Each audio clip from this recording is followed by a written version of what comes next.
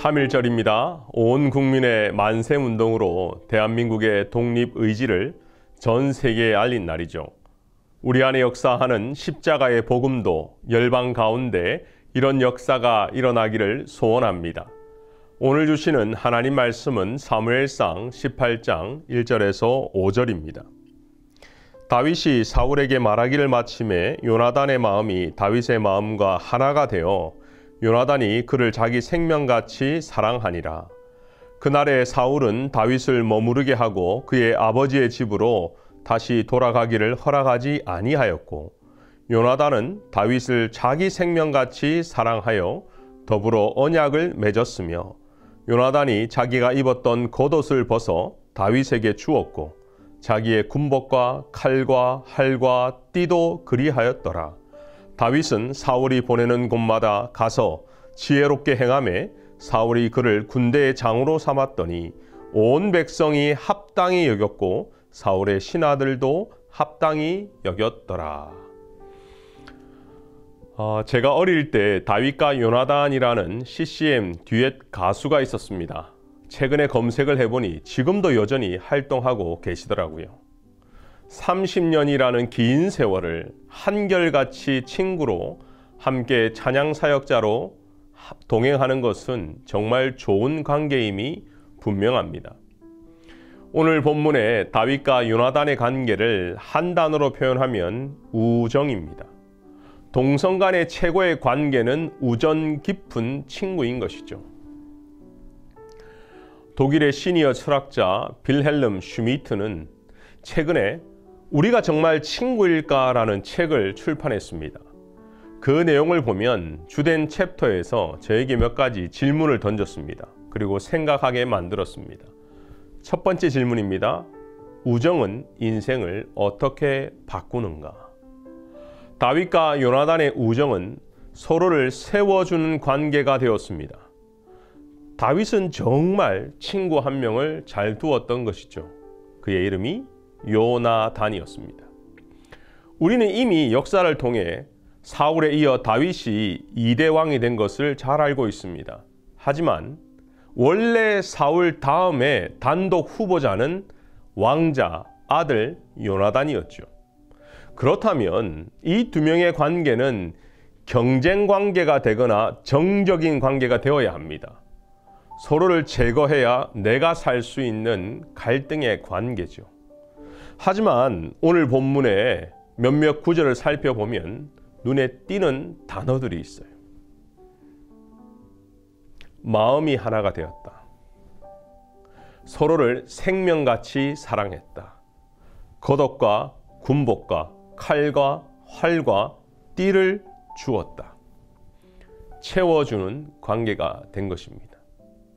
분명 요나단의 우정은 다윗의 인생을 바꾸었습니다. 1절에 그 마음이 하나 되었다라는 의미는 원어로 보면 네페시라는데요. 이것은 마음이란 뜻보다는 목숨으로 번역할 수 있습니다.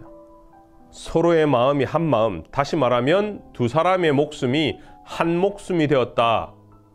어떤 일이 있어도 변하지 않는 우정을 통해서 서로의 것이 하나가 된 것입니다. 근데요, 친구 관계뿐만 아니라 공동체도 마찬가지입니다. 초대교회 상황을 보면 사도행전에 이렇게 말하죠. 날마다 마음을 같이하여 믿는 사람이 다 함께 모든 물건을 통용했다. 이 말이 무엇입니까? 공동체가 하나가 된 것입니다. 공동체의 목숨이 한 목숨이 된 것입니다. 그래서 요나단은 자기의 겉옷, 즉 왕자의 옷을 다윗에게 주게 된 것입니다. 군복과 칼과 활과 띠는 군사권을 이양한 것입니다. 나의 권리, 나의 권한을 다 친구에게 넘겨준 것이죠. 우정은 이렇게 한 사람의 생명을 살릴 뿐만 아니라 채워주는 관계입니다. 저는 오늘 이 사무엘상 본문을 보면서 바울과 바나바의 관계가 생각이 났어요.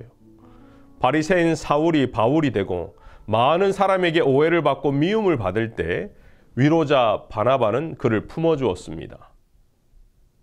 다윗이 사울 왕에게 오해를 받고 미움을 받을 때 요나단이 그를 품어준 것 같이요.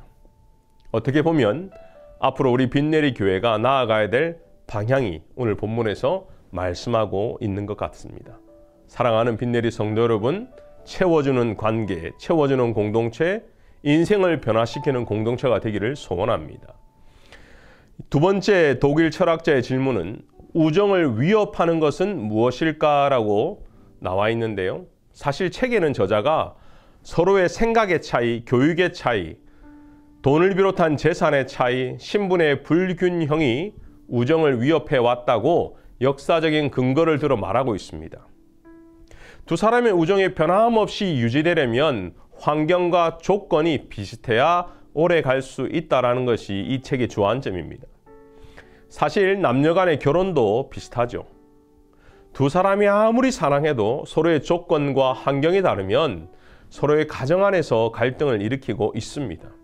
어떤 분에게는 집을 한 채 사주고 세단 한 대 사주는 것이 충분히 가능할 수 있지만 또 누구에게는 아주 작은 가방 하나 사는 것도 부담이 될 수 있죠. 그래서 요즘은 수많은 결혼 정보회사가 비슷한 사람들끼리 묶어주기도 합니다. 왜요? 이러한 다른 것, 이러한 차이가 질투를 만들어내고 서로를 시게 하고 오해하게 관계를 깨어버리기 때문입니다. 다윗은 전장에 출전할 때마다 승전의 공로를 쌓아 군사령관의 자리에 올랐습니다. 그리고 무엇보다 백성들이 계속해서 지지를 보냈습니다. 그런데요, 이렇게 자꾸 올라가고 유명이 되어도 요나단은 시기하지 않았습니다. 어떻게 보면 다윗이 된 것은 요나단이 있었기 때문이죠. 여러분, 다윗의 주변 인물들을 한번 살펴보시길 바랍니다. 부모님, 형들, 장인어른, 아내 모두 별로였어요. 다윗을 인정하지 않았고 인정하고자 하지도 않았습니다. 그런데 유일하게 요나단만 인정해주고 모든 것을 내어주었습니다. 어떻게 그런 일이 가능했을까요? 저는 오늘 3절에서 힌트를 얻었습니다. 3절에 보니까요, 생명같이 사랑하여 더불어 언약을 맺었다고 합니다.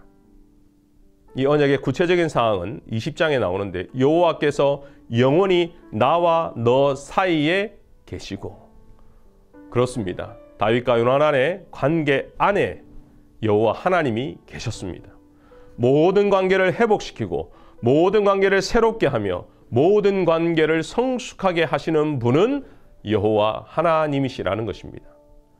사랑하는 여러분, 오늘 말씀을 들으면서 세워져야 할 관계가 기억이 나십니까? 먼저 주님을 찾으시기를 바랍니다. 주님을 붙드시기를 바랍니다. 서로가 하나님을 붙들 때, 부부가 같이 하나님을 붙들 때, 친구가 서로 하나님을 붙들 때, 교회 공동체가 서로 하나님을 붙들 때에 그 언약 가운데 주인 되시는 하나님께서 회복시켜 주시고 세워 주시고 복을 주시는 그 관계, 그것이 우리 그리스도인의 축복인 것입니다. 기도하겠습니다.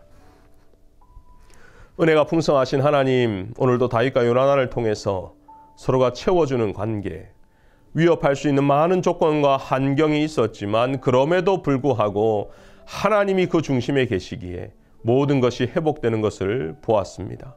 하나님, 이 말씀이 우리의 삶에 적용되기를 소원합니다. 우리 부부 가운데, 우리 자녀 가운데, 우리 공동체 가운데, 우리 교회 가운데 하나님을 중심으로 언약을 맺는 그러한 공동체가 되게 하여 주시옵소서. 그래서 오늘 말씀처럼 마음이 하나 되고 생명같이 사랑하고 자기의 것을 내어줘도 감사할 수 있는 그러한 빈내리 교회가 되기를 소원합니다. 성령 하나님 역사하여 주시옵소서. 감사드리며 예수님의 이름으로 기도하옵나이다. 아멘.